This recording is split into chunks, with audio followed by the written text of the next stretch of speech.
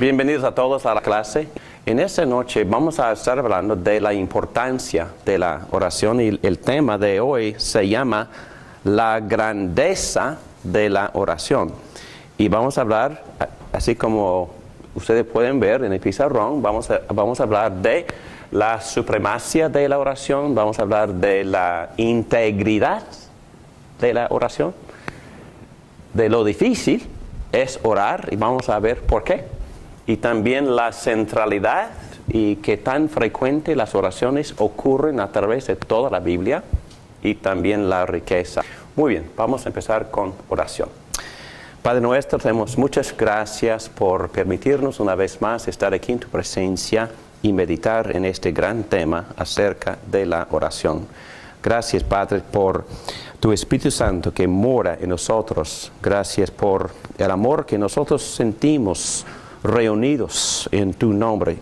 Te pido que me guíes para poder explicar con claridad estos temas acerca de la oración. Gracias, Padre, por iniciar esta comunicación con nosotros. Enséñanos a orar. Te lo pedimos esto en el nombre y para la gloria de Jesucristo. Amén. Bueno, la supremacía, la grandeza.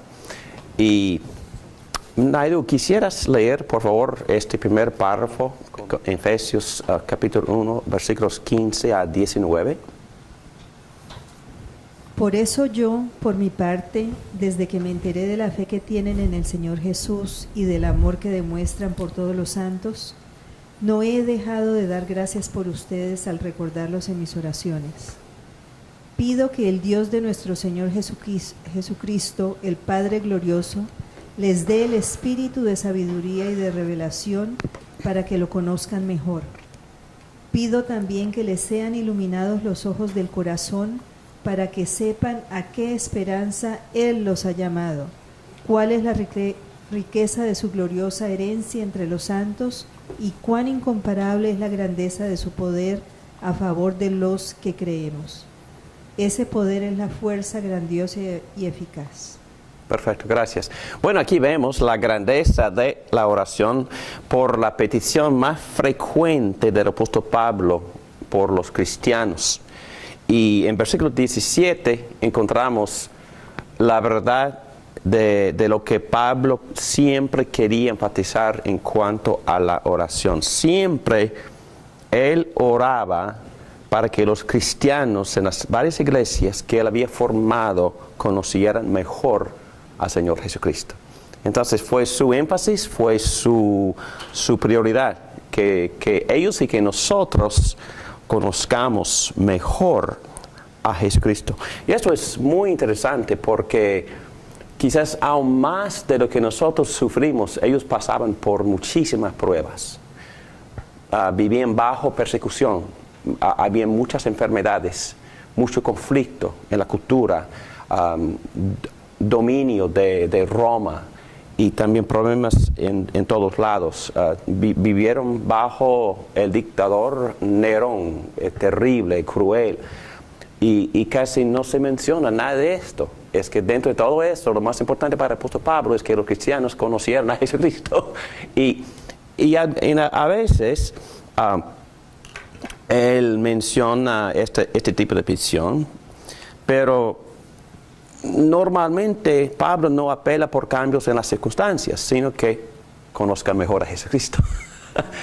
Y por supuesto Jesús nos enseñó a orar, danos nuestro pan diario.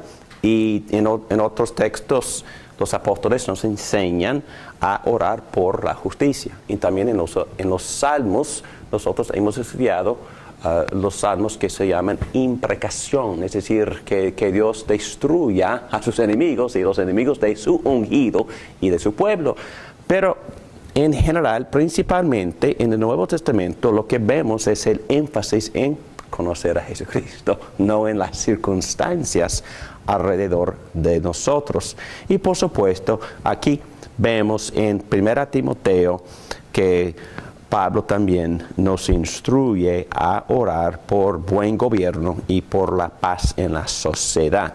Así que recomiendo ante todo que se hagan plegarias, oraciones, súplicas y acciones de gracias por todos, especialmente por los gobernantes y por todas las autoridades, para que tengamos paz y tranquilidad, llevemos una vida piadosa y digna. Esto es bueno y agradable a Dios nuestro Salvador, pues Él quiere que todos sean salvos y lleguen a conocer la verdad. Pero, otra vez, la petición principal es que conozcamos a Jesucristo.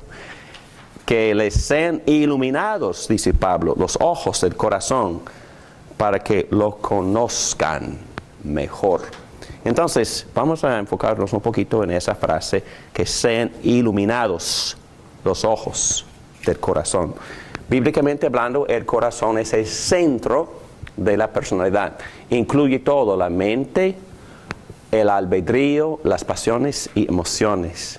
Y lo que Pablo quiere es que el Espíritu Santo ilumine el corazón, los ojos del corazón, o es decir, la personalidad íntegra, totalmente. Quiere que Jesucristo penetre hasta lo más íntimo de nuestro ser, de nuestra personalidad, mentalmente, emocionalmente, volitivamente, para que podamos conocer mejor a Dios y para que Jesucristo nos adquiera y tome posesión de nosotros, de nuestra personalidad.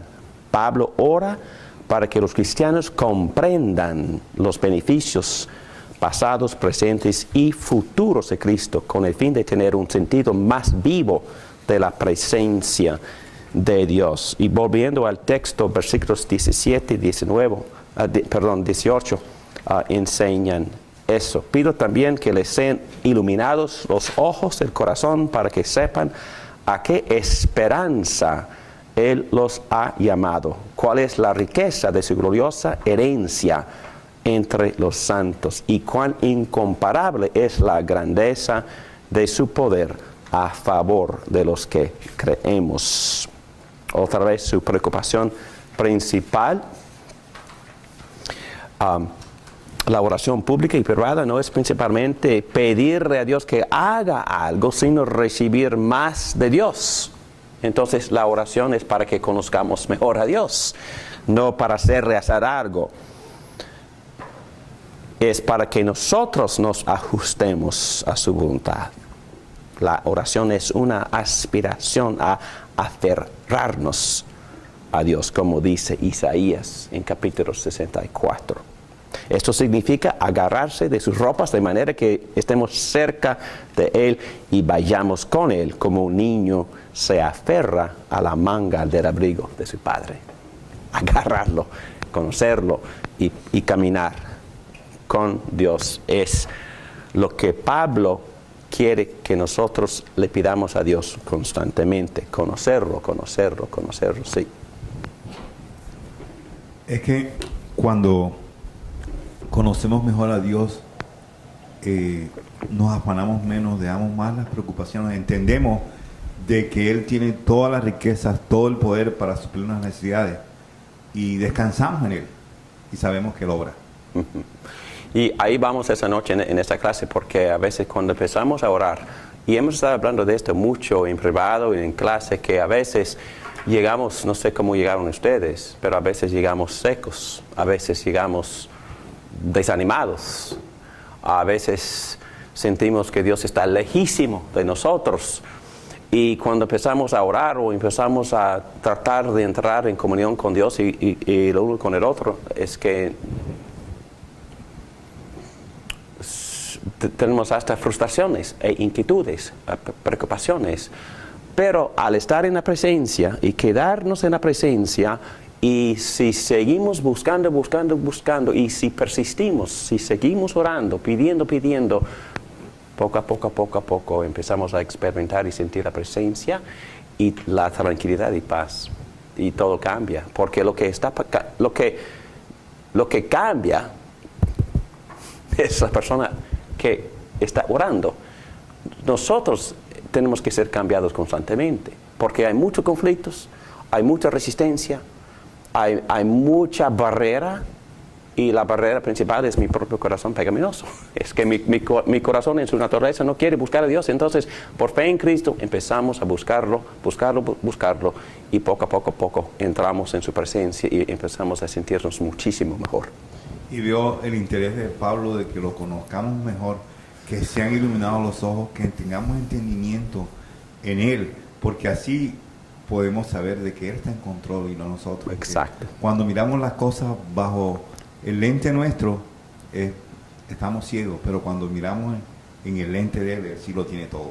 Excelente, Pedro. Muchas gracias por eso. Tú eres nuestro gran líder en esas áreas. Muy bien, la integridad.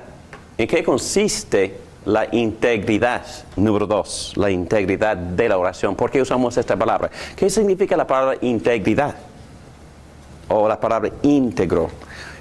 En la A dice integridad significa que todas las piezas encajan entre sí. Entonces no hay ningún defecto importante. La mente coincide con las emociones y la voluntad, y la vida pública refleja lo que está pasando en el interior del corazón. Entonces, integridad dice que todo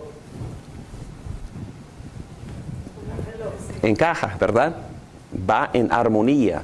Mis emociones, mi corazón, mis palabras, mis actitudes, mis oraciones reflejan en verdad mi intimidad con Dios. Entonces no estoy fingiendo, en otras palabras.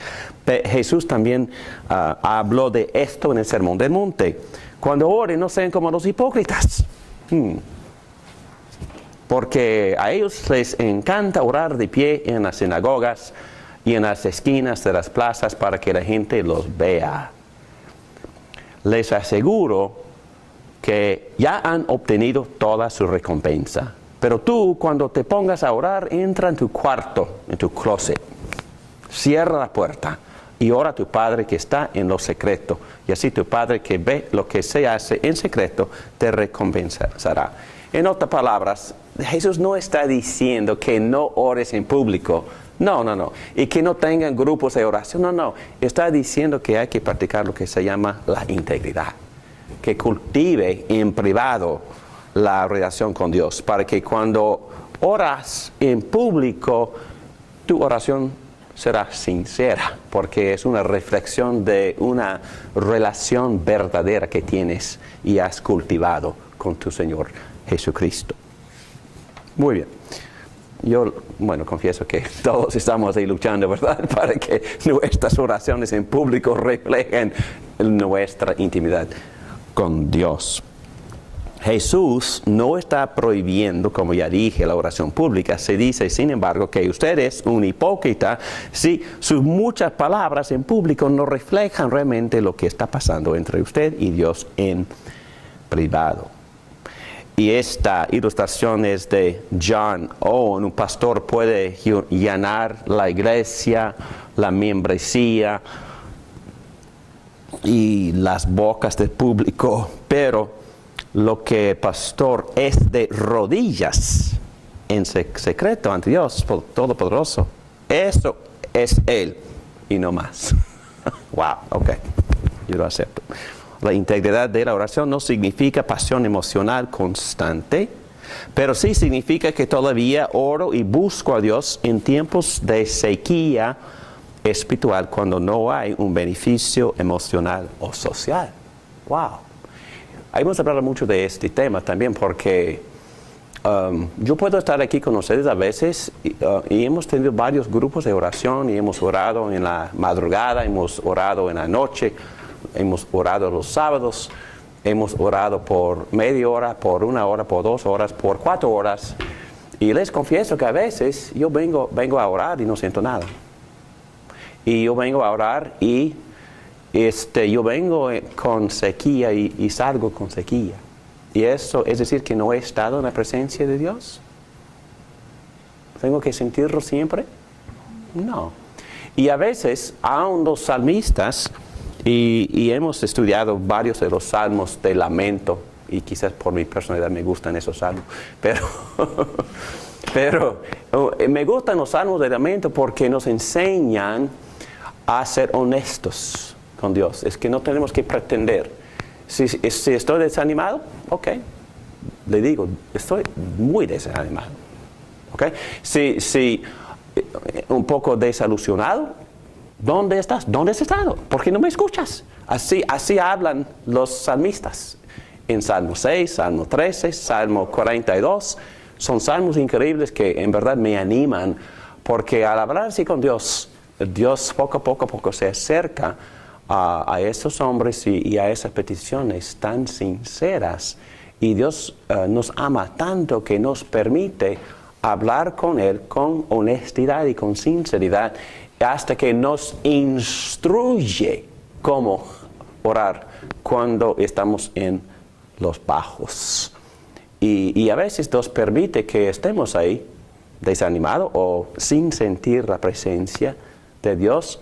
Yo digo esto porque un profesor mío me lo dijo, no porque tenga sabiduría ni nada. Dijo que a veces Dios no nos da la paz ni permite que nosotros sintamos emocionalmente la emoción de Dios para enseñarnos a no depender en la emoción, sino en la promesa de Dios, que es la promesa de Dios en cuanto a su presencia, que siempre está con nosotros. Muchos textos, Mateo 28, versículo 20, estaré con ustedes hasta el fin del mundo. Josué capítulo 1, voy a estar con ustedes a donde vayan. Estaré con ustedes, estoy con ustedes, yo moro en ti y yo moro entre ustedes y nunca jamás los voy a abandonar. Y nada y nadie los puede separar de mi amor. ¿Creemos eso o no? Y creemos eso cuando lo sentimos y cuando no lo sentimos. Y si creemos en eso y actuamos basado en eso, cuando no lo sentimos, tenemos una fe más madura. Más madura. A veces la fe sin la seña es una fe más madura. Y hasta Jesucristo también nos amonesta a siempre buscar señas. Y también estoy exagerando un poquito, porque yo sé que Dios quiere que tengamos paz. Pero a veces en la misma emoción llega a ser el ídolo. Si no lo siento, no obedezco. Si no lo siento, no voy. Si no lo siento, no voy a la iglesia. Si no lo siento, no hago lo más obvio, que es la voluntad de Dios. Entonces, por fe en la promesa, por fe en la voluntad y en la sabiduría de Dios, revelada en la palabra de Dios, obedecemos por fe, sintamos o no. ¿Ok? Y otra vez, no estoy hablando en contra de las emociones. Tampoco, porque todo el mundo quiere sentir. Yo quiero sentir. Yo quiero sentir la presencia, la paz y gozo de Dios. Y esas cosas sí, Dios nos las promete. Está bien, pero no son ídolos tampoco. La emoción de la presencia no es necesariamente la presencia. Y tenemos que madurarnos para poder caminar con fe en los bajos y en los altos. Nada más. Ok. Muy bien. Aquí la E dice: la integridad en la oración no significa que nos neguemos a orar en público, sino hemos orado en privado. Solo significa que somos honestos. Dios, no he orado en privado, pero quiero orar ahora en público. Perdóname por no haber orado en privado, pero todavía te voy a buscar en público, ¿ok? Entonces, que seamos honestos delante de Dios con nuestras oraciones. Es posible estar teológicamente y bíblicamente correctos e incluso apasionados verbalmente en la oración pública y al mismo tiempo tener un corazón desconectado de Dios porque no hemos orado en el closet. Un hombre que a veces citamos de vez en cuando en esa clase se llama Timoteo Keller, que es un pastor en Nueva York. Él dice que un mentor suyo, un hombre que lo discipuló, dijo una vez, el hombre se llama Jack Miller, yo lo conozco, ya se murió, está con el Señor. Pero Jack Mill dice que se puede discernir mucho de una persona acerca de su relación con Dios solo por escucharlo orar. Entonces se puede discernir si está conectado con Dios o está pretendiendo. Muy bien. Muy bien.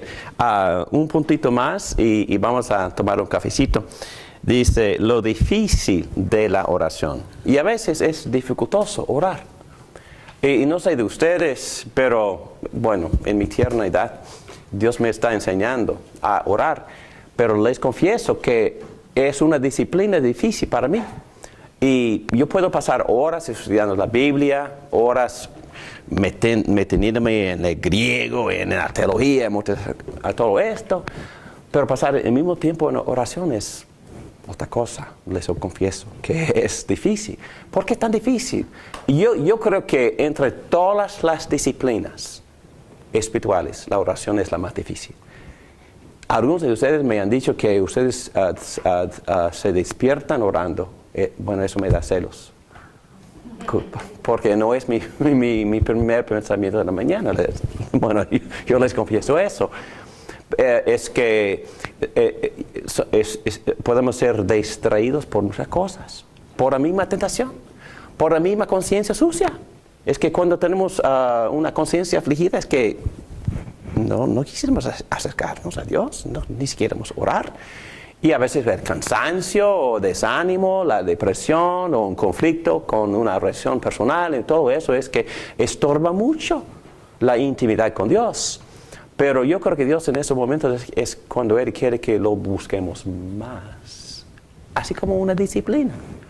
A veces, poniendo ejemplos, los que tienen pareja me entienden, a veces llegamos a la casa cansados, ¿verdad?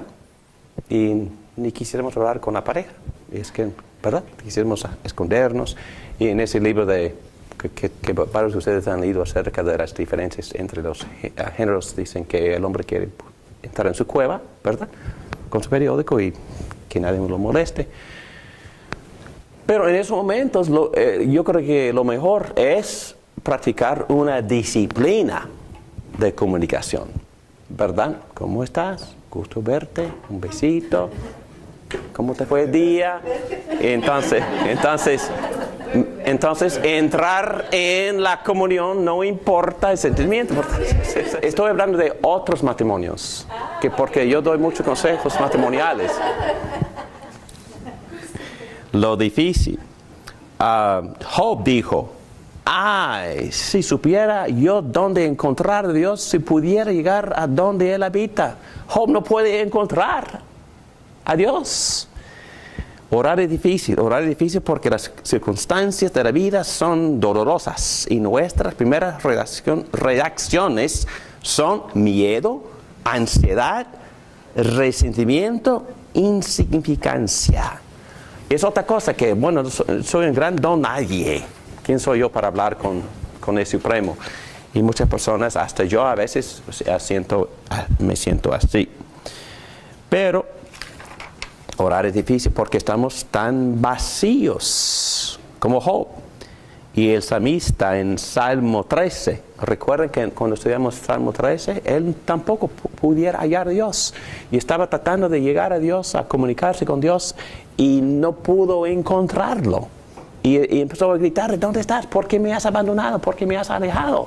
Y así habló con Dios. Algunos libros enteros acerca de la ausencia de Dios y la depresión espiritual. Yo tengo un libro en mi biblioteca escrito por Lloyd Jones, un británico, ya se murió, pero él escribió un libro sobre la depresión espiritual. ¿Y por qué viene la depresión espiritual? Bueno, por la enfermedad, por el cáncer, por el divorcio, por abandono, por muchos conflictos. Entonces, el cristiano tampoco es inmune a estas emociones y le puede ser difícil cultivar intimidad con Dios estando en estas circunstancias.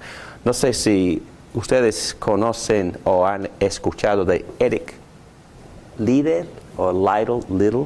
También es un británico, la estrella de la película Carros de Fuego. ¿Sí? Un hombre que ganó oro, medalla de oro en las Olimpiadas, pero después llegó a ser misionero en China. Y en esos días se consideraba noble si el hombre se apartara de su familia para servirle a la gente más lejos de la civilización, en la selva.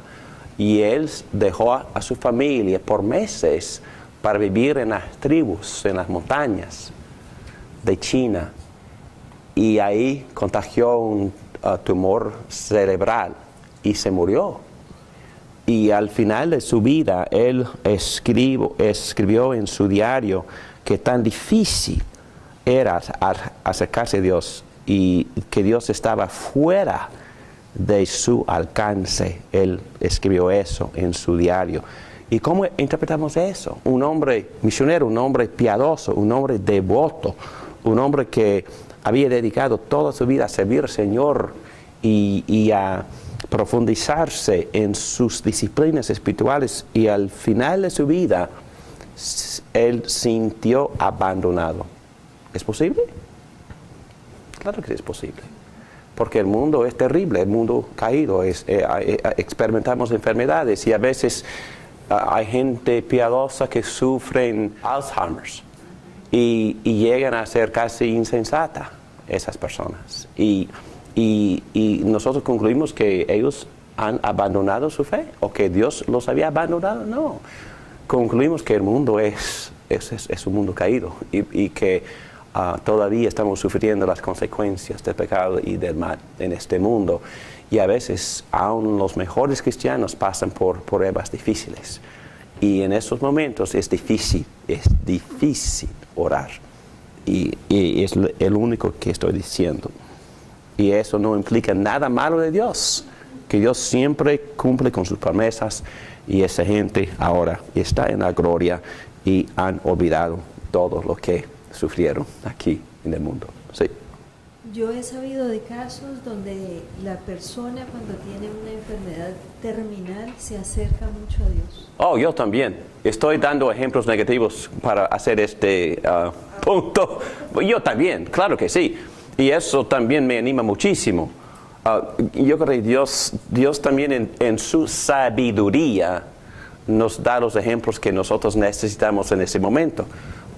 Gracias por decir eso, porque la primera vez que yo pasé un verano probando mis dones como pastor, tenía como 21 años de edad, y fui a Virginia Oeste, en las montañas.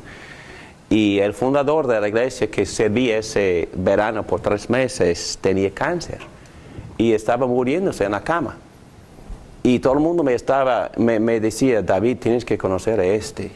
Tienes que conocerlo con este. Y yo entré en su casa y él está casi a punto de morir. Y trató de levantarse para saludarme y para extenderme la mano y para bendecirme y para orar por mí. Bueno, fue una cosa increíble. Y en un par de semanas murió. No, es que hay gente así. Y creo que lo que me ha animado muchísimo en mi fe es que como pastor Dios me ha permitido estar al lado de muchas personas que se murieron en mi presencia en el hospital. Y cuando las personas me dicen, ay, pastor, estoy cansado, yo quiero ir a casa. ¿Okay? Sí, yo quiero ir a estar con mi Señor Jesucristo. Y se van. ¡Wow! Eso me hace creer el Evangelio. No estoy bromeando. Eso me hace creer. Yo quisiera que Dios me diera esa experiencia a la cama de muerte. Yo quiero morir así, confiando totalmente. Que me tomes, por favor, estoy listo.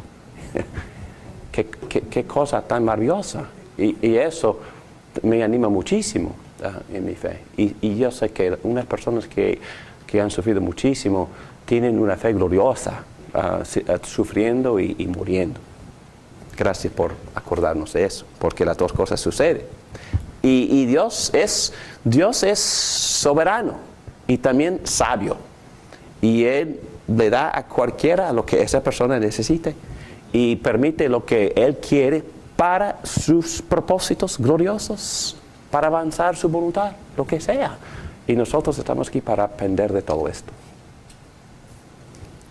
Entonces no hay fórmula, no hay descripción de una circunstancia, o todo el mundo va a pasar por eso, todo el mundo va a decir, no. Cada individuo es diferente, es distinto, y Dios tiene un plan distinto. Normalmente nuestra oración florece si persistimos en ella. Podemos sentarnos a orar ansiosos, como Pedro ya nos contó, en solitario, con resentimiento, insignificantes. Pero si permanecemos allí, delante del rostro de Dios, ocurre reorientación. Durante la oración nos empezamos a preguntar, ¿por qué estábamos tan preocupados? Nos reímos de nosotros mismos y damos gracias a Dios por lo que Él es y lo que Él ha hecho. Nos levantamos de la oración dramáticamente diferentes de cómo nos sentíamos cuando nos sentamos a orar. Y yo he experimentado eso también. Recuerden cuando nos reunimos aquí hace un mes, ¿verdad? Un jueves, y oramos desde 6 de la tarde hasta 10 de la noche. ¿Recuerdan? Y les confesé a varios de ustedes que pasaron 2 horas. Y yo todavía desanimado. Pero poco a poco, mi corazón empezó a calentarse, estando en la presencia de Dios. Y cuando nosotros en grupo seguíamos buscando, yo empecé a sentir una paz sobrenatural que nunca había sentido en años. Y así es, cuando persistimos, seguimos buscándolo, y poco a poco Dios viene y nos hace sentir su presencia, y así empezamos a adorarlo, como Jesús dijo en Juan 4, en espíritu, una conexión íntima en espíritu y en verdad.